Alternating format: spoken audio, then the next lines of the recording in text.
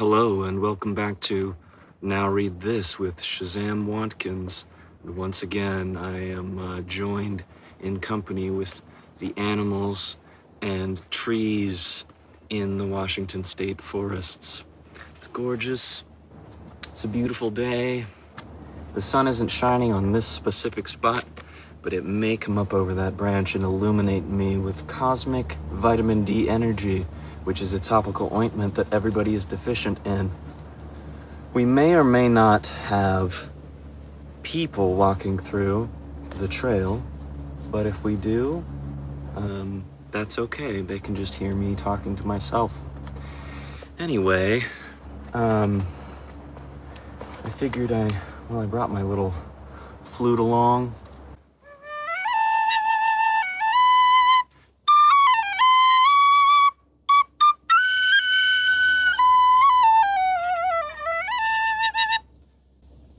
So I figured I'd play a quick little ditty like that for you. I'm getting a little bit better.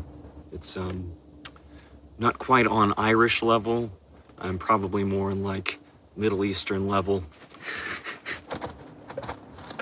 Okay. So I have a book that I finished. I mean, I've like got between 8 and 10 books that I finished recently. Plus a bunch of others that I may or may not review. But the most recent one, I guess, that I felt kind of all right reviewing is called Fight Club by Chuck Palahniuk. And I finished it in a day. I picked it up because, again, for some reason, there's this thing about me where if the author's really popular or the book is really popular, I avoid reading it, or I just kind of pass over it because I figure there's probably more hidden gems that I can go find.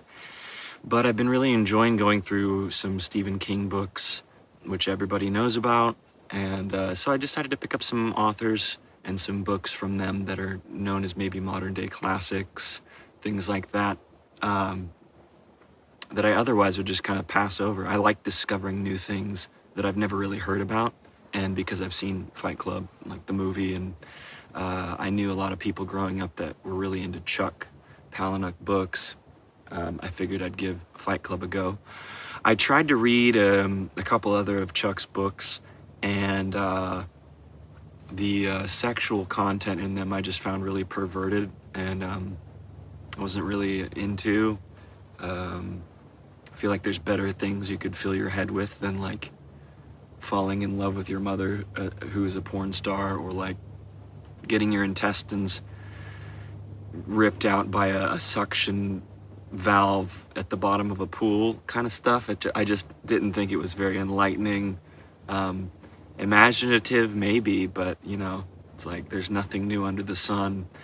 And sexually, I just am like, it's kind of like filthy. I don't like it. So I pretty much have avoided a lot of Chuck books, but Fight Club, there were some interesting things about it. Apparently it was the first short story he ever sold, which I thought was very interesting. And then it was so popular that he ended up turning it into a novel. It was really quick. I started it in the morning and did like 3 different sessions, and I just kind of knocked it out in a day. And there's not really that much to be said about it. I mean, if you've seen the movie, you've pretty much read the book. Obviously, books are always really better than the movies. And, well, actually, for the most part, they're better than the movies. I mean, some movies are arguably maybe better than the books, but that's not usually how I feel. This one, I was pleasantly surprised. I felt like the movie had communicated quite a lot of the book. And the book is kind of short, so, you know, they didn't really have to cut that much out, because reading, obviously, there's a longer process involved. There's maybe some more descriptors and things. But a lot of my favorite parts in the movie were in the book. And so I guess in one sense, it was maybe a shame, because my entire visualization of the book is encompassed by the characters in the movie. You know, that's kind of a hard thing to not visualize, unless you've read a book first and then see the movie, and then you're, you know, able to kind of go back to how you originally visualized things. But they really did a great job, as far as I can tell, by like casting things. I know this isn't a movie review, but I just want you guys to know, like, I was pretty surprised about how accurate it seemed, and the message that the movie had seemed to be similar and was still viable. I think that they're both good pieces of art. They're not it's not my favorite movie, and it's definitely not my favorite book, but I think it was worthwhile reading. And I also think it's worthwhile reading now. One of the things I think about on a regular basis is how everything in society right now is attacking masculinity. A lot of you probably won't be very big fans of that statement, but that's just what I see. The majority of men that I know are very weak-minded, and they're constantly being drowned in pornography, processed foods, and really they're having their souls and spirits and what makes men beautiful ripped out of them. And I think that Chuck Palahniuk has really captured that essence in this book in a strange way. I know that I think Chuck is a homosexual, so in that sense, I guess make of it what you will, but yeah, I think he's really cued into what make men tick in some ways. I do not believe men are supposed to be in boxes. I don't believe that they thrive on rules, and I don't really think that they're made... Ooh, hello, that was a nice bird call. I don't think that they're made to follow the system. And as we can see kind of around our surroundings right now, and how everybody's wearing diapers on their face and stuff, it's like the majority of people that I see around me, whether they consider themselves to be anti the system, they're in the system, and they're more than happy following the guidelines of that system without any protest whatsoever.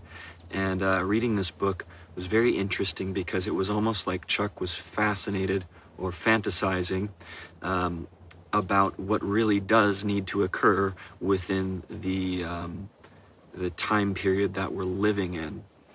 And you can kind of attribute this to whatever you want.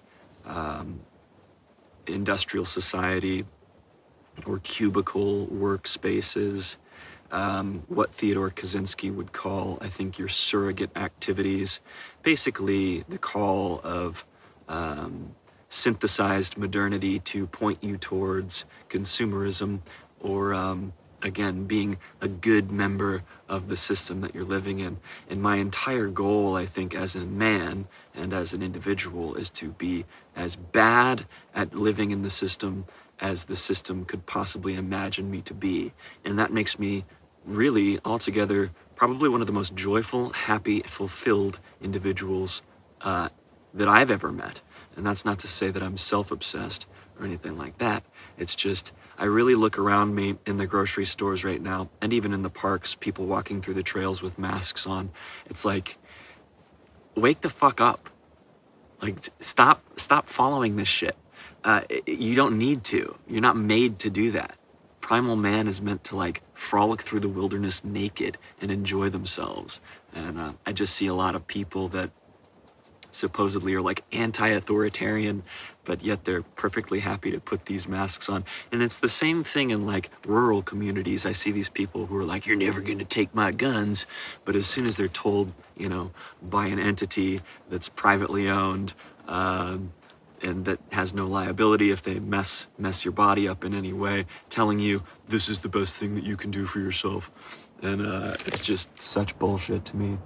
But anyway, you know, I figure this isn't really like a political thing to me. It's literally that I see most of the time around me very unhappy, unhealthy individuals, and I really, really want to see that change.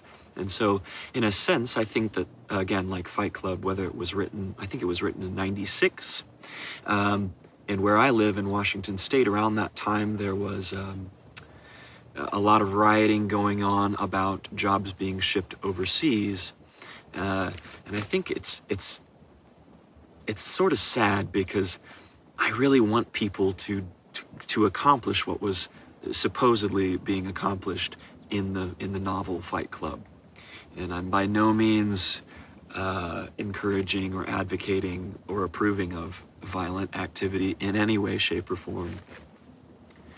But I do believe that once you know, people are pushed to a certain place, hopefully the reaction will be what it needs to be.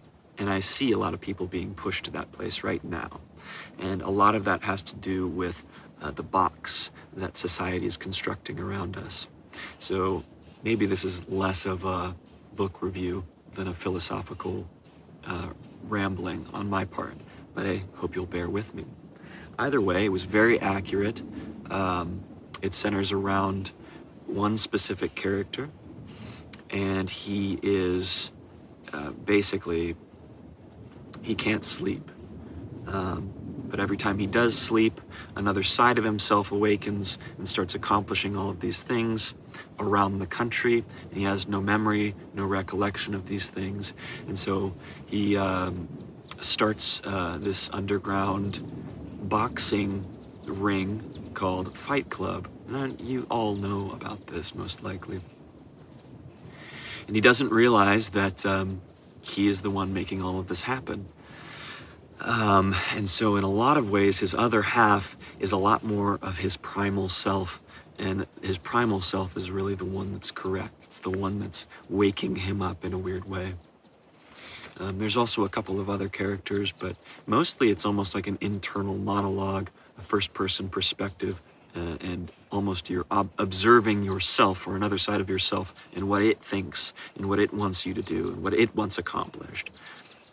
In this case, it would be completely burning down society and starting anew from the ashes and being completely okay with that. It's very hard for me to look around at cities and think that they should exist, or that they're a good thing, or that they're a healthy thing on our minds. It's very difficult for me to look at people that are working 9-to-5 jobs and they think they're free. And you're like, no, you're not. You're a slave. You're just a wage slave. And that's not an insult. People have to do what they have to do to feed themselves and their families, but I think that living with that sort of goal in mind is so incredibly sad. And I think that if you can't really see that, maybe you're already in the system so much that there's no hope for you. But I hope you'll find it. So, yeah, I'd encourage you to read the book. It was very enlightening. Will it make people wake up? I don't really know. If 1996 nobody woke up after reading it, who knows 25 years later, but my hope is that you'll start seeing these patterns arise. And that comes back to this verse in Ecclesiastes, which says there's nothing new under the sun. Meaningless, meaningless. Everything is meaningless. There's nothing new under the sun. And so reading this book and realizing, again, it was written 25 years ago, which is a quarter century. It's kind of wild to think in those terms. That, if a debut author was writing this and insightfully visualizing all of these things, how many more books do we have to read in order to find out what the key is? So I don't know, make of it what you will. That's kind of like a 1984 thing where a lot of people on the left will say, well, it's an answer to authoritarianism, and a lot of people on the right will say, well, it's an answer to totalitarianism. But really, you just have to realize that it's the elite, whatever you want to call it, or whatever you want to believe that to be. But again, I think it's a lot less about separating ourselves into these various fields of one way or the other way, and beginning to realize that in a lot of ways we are our own worst enemies, because we are the only ones that can change or shift anything. So, yeah. Again, I had no script and no idea what the hell I was going to say, so I hope none of this comes across as insane, or I hope in the opposite end of the spectrum that it inspires you. Other than that, I've been making a lot of music, doing a lot of voiceover work for people, recording some audiobooks. I will have another chapter of The Hobbit ready to go. I really, really liked the last chapter I read. I hope you guys enjoyed it. I didn't know how much justice I was able to do to Smeagol, but I've never felt like my voicing for Smeagol has ever been super on point, so I just kind of ran with whatever I thought. But I think that my narration and pacing is getting much better. Just for myself, it's really cool to look at before and afters. It's very tempting to take down old videos just because I feel like they were so bad. But I know that you kind of have to look at where you are and where you have been in order to see where you should be progressing towards next. And that's something I'm very thankful for, that I'm taking before and after photos as I'm on my fitness journey or health journey, and as I'm taking before and after videos of how I'm doing things and accomplishing things. So never throw away, you know, the first, I guess, bits of your dream, whatever that's going to be for you. If you're writing, don't shred what you've written, you know, because if you look back 2 years from now and see what you were doing, it'll probably, you know, it's a tangible representation of how bad you really were back then and how good you're going to get. And if you think you're good now, imagine what you'll do later. Other than that, I'm still eating raw meat. I've been on the raw meat, raw organs, raw eggs, raw cheese, raw milk, cooked veggies, majority-wise, diet for over, I think it's about 14 months now. And I haven't really shared much about it because I didn't know how you guys would feel about it, but I would really encourage you to attempt this. There's a guy named Aajonus Vonderplanitz, and he wrote a book called We Want to Live. A lot of people frown on what he's doing, but or what he was doing. He passed away when he was almost 70, I believe, in a balcony accident in I think it was Thailand. I can't remember where he was living at the time. But again, you know, I guess a good rule of thumb for me, and something that I'm really learning about, is anything that's frowned upon by official channels or anything that's banned by official channels usually has some element of truth to it that you should probably try to pay attention to, even if you just harvest little bits of it. So yes, health going very well. Never felt or been healthier in my life. I've never felt more encouraged or at peace or happy. And part of that is getting out more into nature and into the sun, and the way that I'm eating, and the books that I'm reading, and my relationship with God, and my prayer, and reading the Word. And so, you know, I'd encourage you, if you're dealing with any sort of depression or identity, or you're seeking wisdom or knowledge, I would point you to Proverbs, where it says, fear of the Lord is the beginning of wisdom, and knowledge of the holy is understanding. There you go. That's some words of wisdom. Anyway, may the good blood guide your way. Stop fapping, too. Save your semen. Anyway, much love to you all. I wish you nothing but the best and the happiest. And I'm excited for the future. And yeah, nothing but love.